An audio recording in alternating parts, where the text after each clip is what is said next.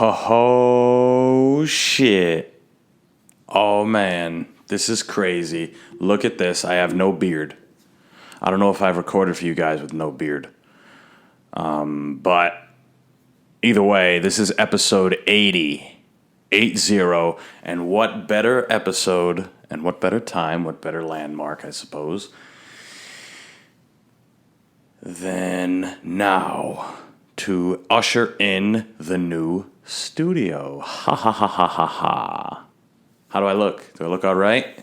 I know I got no beard, but the lighting in here is beautiful. I have the smoking Simian behind me. He'll be in a frame soon enough. I'm still working out the kinks in here, guys. But it's super cool. I just realized that one of the things that I bought I don't need at all. Again, trial and error. It's a pain in the ass. But nonetheless, I'm super excited about the studio. This is awesome. It's a new space. Allows me some time to figure out what I want to do in here. Just being in a new space is super important. Super, super important when you're trying to create. This is going to be fun. This is going to be a lot of fun. There's going to be a lot of new learning. I think the audio sounds better because of this guy I got on the table here. Another thing. I am saying and like and way too fucking much. Holy shit. No wonder nobody listens to this shit. God damn, I would never...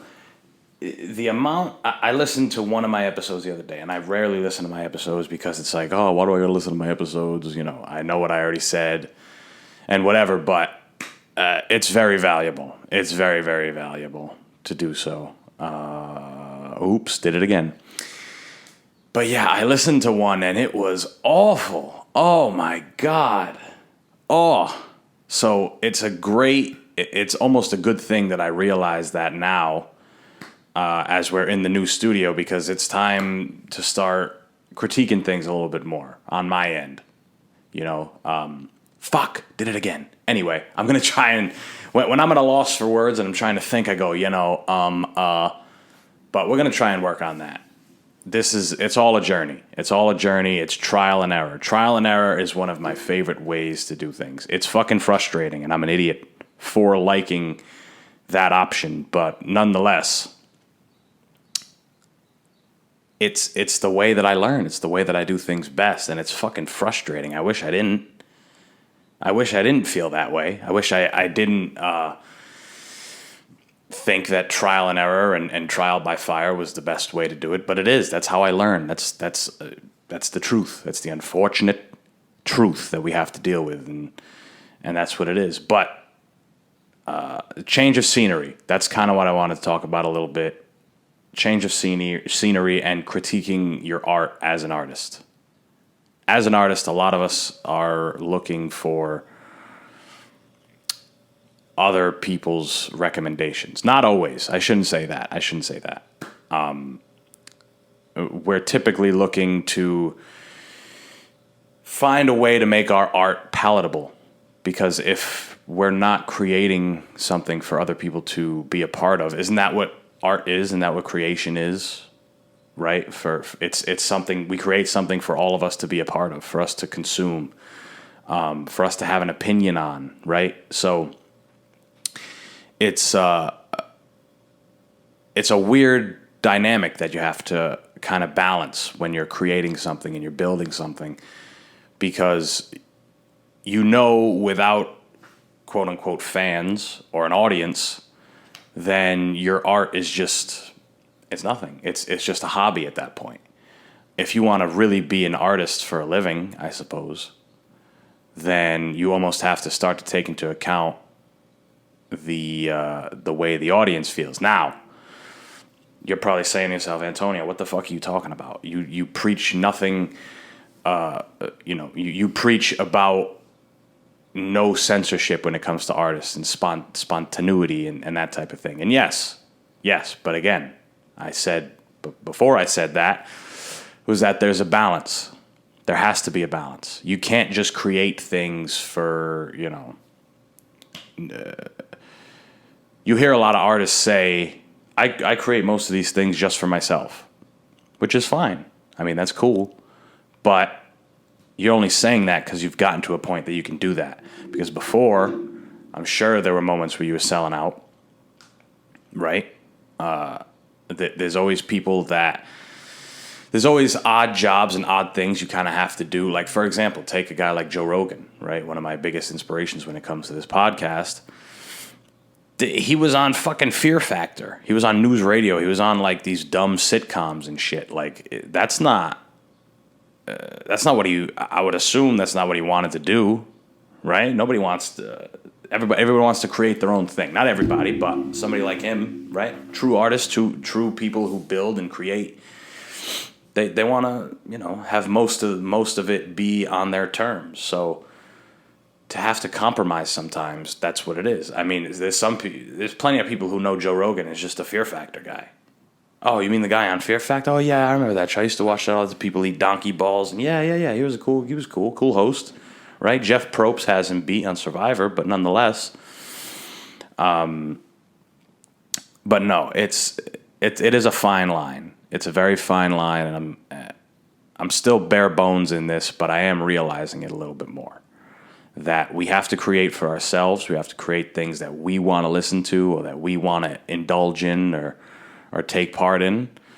But we also have to understand that we're trying to apply to different demographics and different people. Now, again, I'm not going to go... You're probably saying, oh, no, Antonio's done... He went Hollywood, he's got a new studio, and he's whatever. No, not even close. This is the same. We're going to be doing the same shit. It's just a new place. We're going to be doing some new things, of course. There's, of course, going to be new things. You got to do new things. I got a TV right over there, so that's going to be sick. We're going to get to do some live streams and all that stuff. But nonetheless, this is something that I'm learning. I'm learning that there is some compromise when it comes to art. And... again, it's the trial and error thing. We learn in school that it's not the best way to learn, right? In math, right? There's like, okay, there's all these different ways you can go about it. You can build a puzzle. You can work backwards. You can use context clues. You can do trial and error, but we don't advise it. You probably shouldn't do trial and error. Well, go fuck yourself. How about that, teacher? I love trial and error. It works. It works for me, right? I've always had teachers that talk down on that method, right? No trial and error. We are smart. We show the work. We don't just guess. No, never. Go fuck yourself. Sometimes you got to guess. Sometimes you got to take a leap. Sometimes you got to guess and say, oh, I fucked everything up. For example, right here I have a microphone switcher, which is a phenomenal piece of equipment that is going to allow me to use 1, 2, and 3, and 4 mics all at once, right? I can have 4 people in here now. Awesome. The thing I've been wanting to do, since I started this goddamn thing. Wanted to have as many people in here as I can with it still being tolerable. But now I'm realizing that the piece that's under this table, right, that I thought I needed for all of this, I really don't need it all. I don't need it at all. And I spent, I don't know, fucking $80 or something on that. More, maybe double. I don't remember. I don't even know if I can send the thing back to Amazon. So if anybody you know wants a phantom power bar, I can take it out from under this table and I'll sell it to you. But again, try like this thing. It's almost like a blessed with a curse type thing. Right, it's like the double-edged sword, I suppose, is a better term for it because there's no curse here. But this thing is this mic switcher is going to be awesome. It's going to be a big tool for me. But now I have to figure out how to get this thing out of here. I can mitigate some of these wires, and it's a good thing and it's a bad thing because I went to the trouble of gluing and screwing this thing into the bottom of the table. But now it's just time to figure out how to get it the fuck off and how to sell it and hopefully make some money on it, god damn it, because what the fuck? That's like the 8th thing that I've bought for this podcast that... Sorry, my tattoo is itchy. Tapping it. It's like the 8th thing that I've bought for this podcast that, like, what the fuck? I don't even need it. And it's fucking frustrating and annoying. But at the same time, it's like, okay, now I know. Why didn't I just look at this thing that says phantom power? It says phantom power right here. All I need to do is click it on and off. And I went and bought a whole bar. I bought 4 more of these XLR cables. Like, it is a dumb way to do things, right? So those teachers that I just said to go fuck yourself, you're absolutely right. I'm a dumb bastard. That's how I learn. Trial by fire. Fuck things up. Fuck it up. And then after I fuck it up, I learn. And some people don't like that. Some people don't like the uncertainty and the risk involved and all that stuff. And me, I love it. I love the risk. I love the thrill of the hunt, right? That's what they say about lions or other animals that hunt, right? The predators, right? They want the hunt. They don't care about the kill. They want the planning, the tactics, the fuck-ups, right? That's part of it. You can't just love the hunt and not love when you don't. I've been watching that show Meat Eater with, what's his name, Steve Rinella or whatever his name is. He's got mad episodes. It's a cool-ass show. It's only 30 minutes. He goes hunting with all these different type of people. They hunt all different type of things, and it's cool. But some of the episodes, they don't catch a goddamn thing. They don't catch anything. They just sit and wait for 2-3 days at a time, and they're like, we didn't get shit. There was an episode where he went to Alaska with some dude who's been living out in the woods for ages. And he went out there, and they did a 10-day hike on a river, a hunt on a river. They were looking for a bear. Never got one. But neither of them had anything bad to say because it was the hunt. It was the journey. That's part of it. You're not going to catch something every time. So, again, if I can relate that back to this, every guess I make isn't going to be right, even if it's educated.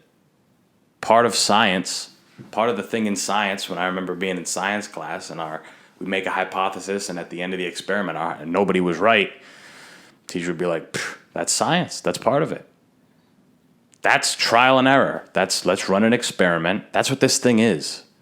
This is an experiment. This whole podcast is an experiment. Our lives are fucking experiments. We got to taste. We got to touch. We got to try. You know what I'm saying? A little bit of everything.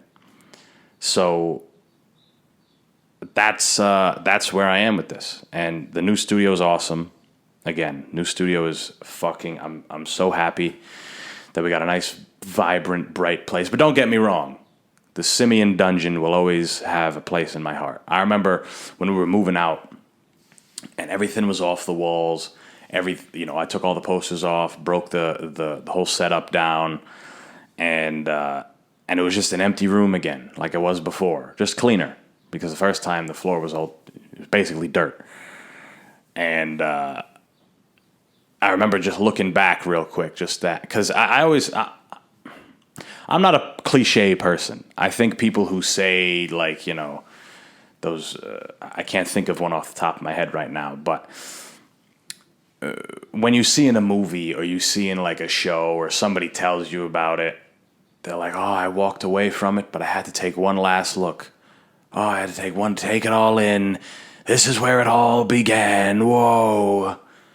I never felt like that was true. I never believed in any of that shit. That's also because I never done anything. And now I'm kind of doing something. So when I recorded 79 episodes in there.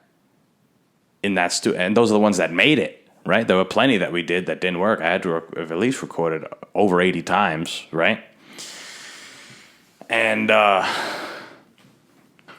did. I took a second and I looked back and I was like, wow, that's some real shit. I felt that moment. And it's just, again, it's a learning experience. It's all been a phenomenal and we're at 80 now. Do you believe that? I can't even fucking believe it. I know I said this last time on episode 79, which, by the way, I listened to and it was fucking awful. And I'm going to try my best to critique myself more often and catch myself when I'm saying and and ooh and ee. Trying to get rid of that habit because I am speaking, right? I think what happened was I was listening to other podcasts and you hear other people do it. But there's some people that are better at getting out of it than I am, right? So one of my guys I speak about all the time, one of my favorite podcasts is the Tim Dillon Show. And his show is basically him just ranting on all different kinds of things.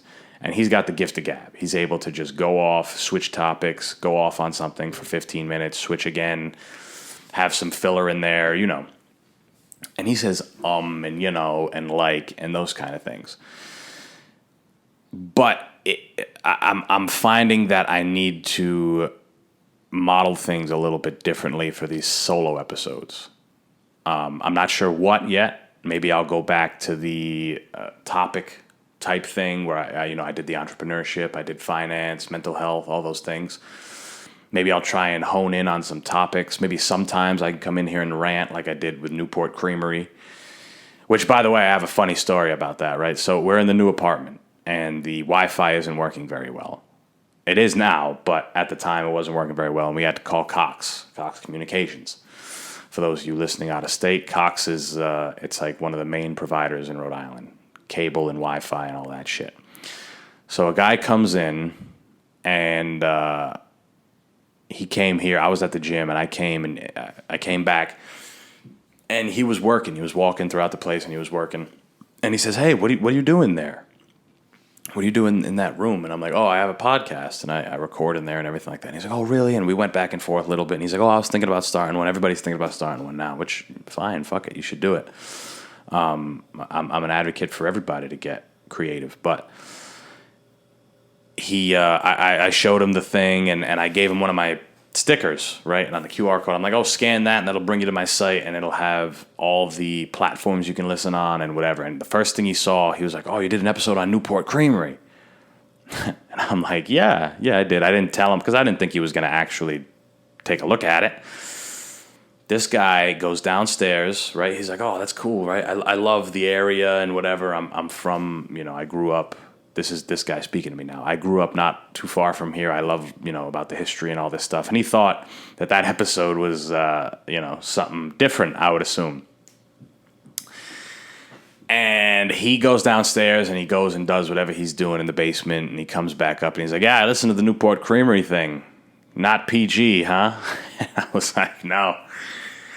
Because that was a pretty brutal rant, right? That was bad. Oof. But I mean, fuck it. What are they going to cancel? Who am I? I'm nobody. Maybe one day they'll go back and say, "Whoa, look at episode 78 or 75 or whatever the fuck it was. When this kid went off, he said they had Bell's palsy and they didn't know what they were doing." Yeah, I hope that happens. Oh God, I hope that happens. I'll be so ready for it. But I'm going to start listening to myself a little bit more and stop being like, "Oh, I already know what I said." That's part of it. You got to be self-accountable. You got to be like, you got to self-critique too. I don't know why I chose this podcast to not self-critique. Or I should say, not self-critique as much as I normally do. Because listening to that episode that I listened to, and I'm like, I have how many solo episodes? How many of them sound like this? This isn't good. This doesn't sound good. What the hell is this? So it's about self-critiquing as well. That's what makes people successful at things. You got to figure out where you're slipping, where you're doing well. You got to double down on those moments where you're doing well, and you got to figure out where you're slipping and try to mitigate those areas. You're not going to be perfect. It's obviously fucking impossible. Nobody's perfect unless you're Floyd Mayweather or Khabib Nurmagomedov. And we're talking about their fighting career. They're not perfect people. Maybe Tom Brady, right? Tom Brady's pretty close to a perfect person. George St. Pierre. Some of these guys are very, very close to being perfect people. But it's fucking impossible. So you're not going to dig into everything that you do wrong and fix them all. You're not going to. You can attempt to fix some things, right? Maybe some of the things that, for example, maybe naturally you have, just to relate back to fighting, you naturally have punching power. Right? You can naturally throw your hands straight and clean and quick and you're athletic, but your footwork doesn't match up. That you can work on. You can work on your footwork. You can work on your head movement. You can work on your breathing. You can work on these things. And those are weaknesses that can be worked on. But there's some things that, maybe your natural stance is, square and you attack in a straight line.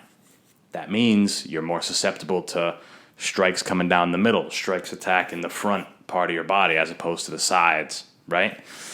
You're more susceptible to those. That's a weakness that you either switch up everything you're doing or you just acknowledge it and try to make the other things around you better so that you're not getting hit with those straight shots. You're angling, you're moving, you're doing all these different, you're making adjustments, right? Making adjustments. I always relate back to fighting because it's just the easiest thing for me to figure out, or the easiest thing for me to convey my ideas with. So I'm learning that I should be listening a little bit more to myself.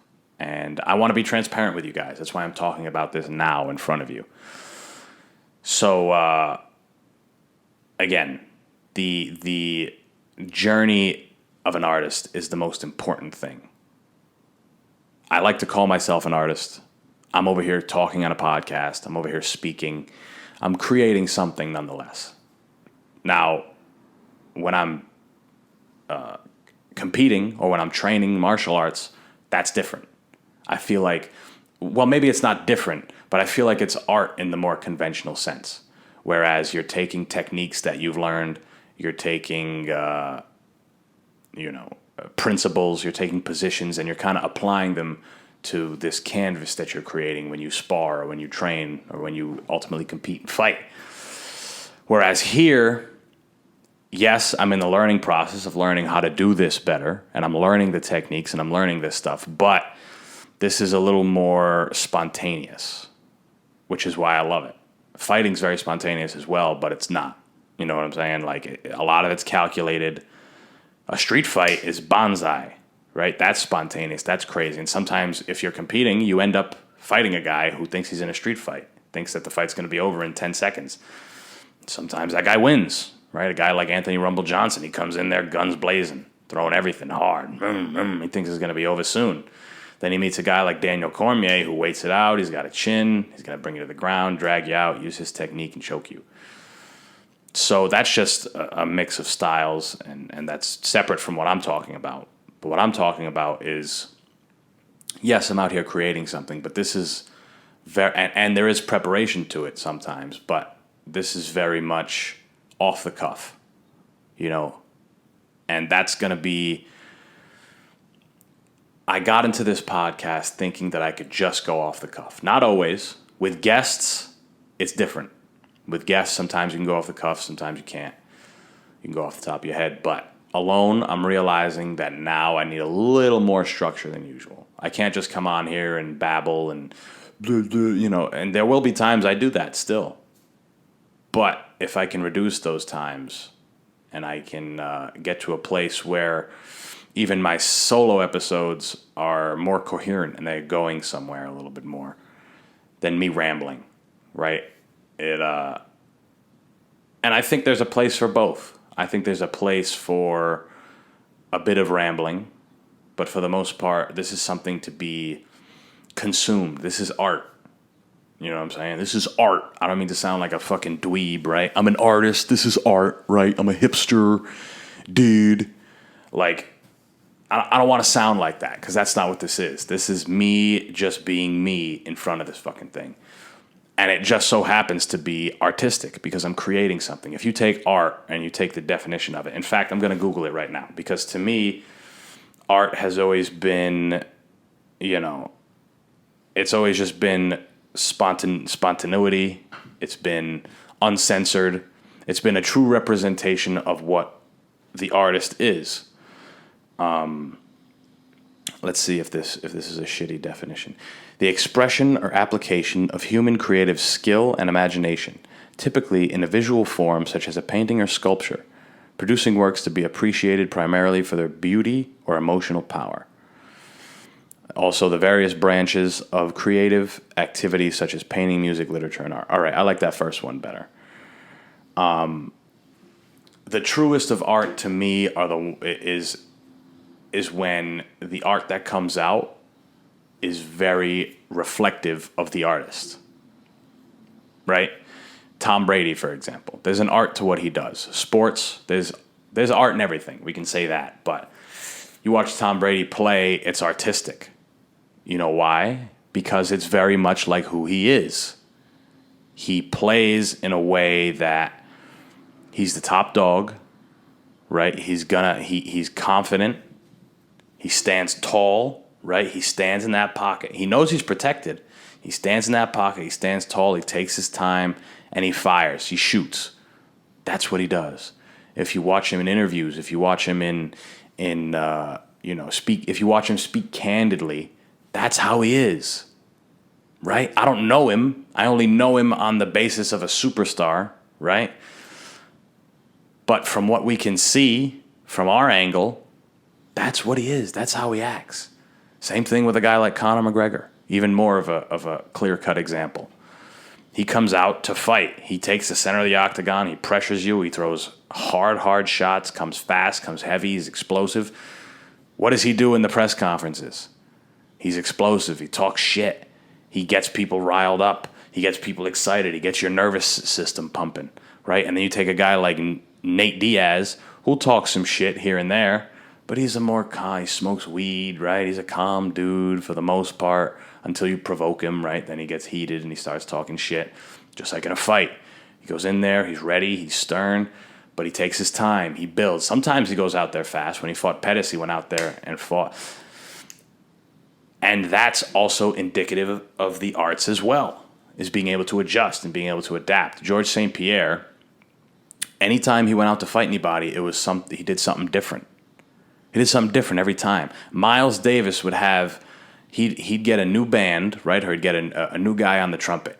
And he'd make that guy go out there and create right there on the bandstand. Right there in front of everybody. Go ahead. Your turn. Right? That's what jazz is, right? The spontaneity of it. The uncensored rawness of it. Eventually, every art gets played out and,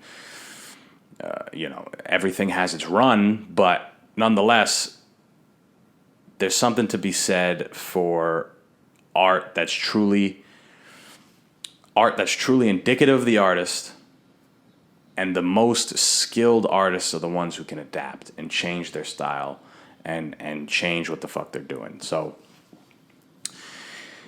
that's kind of what I wanted to get off my chest today. Wanted to welcome you guys to the new studio. The arms might be going away. We might be holding these microphones because I'm an idiot.